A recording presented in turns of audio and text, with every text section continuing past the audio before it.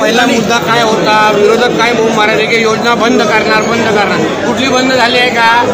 आता 5 वर्षामध्ये आमच्या लाडक्या बहिणींच्या अजून आर्थिक सक्षम कसं करायचं हे आणि आम्ही करणार आहोत।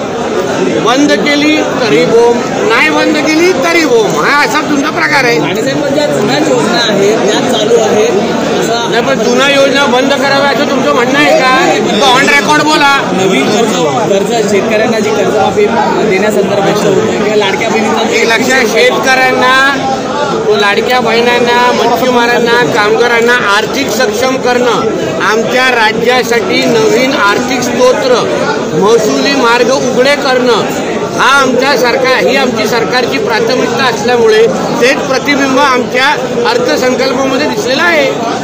Thank you sir.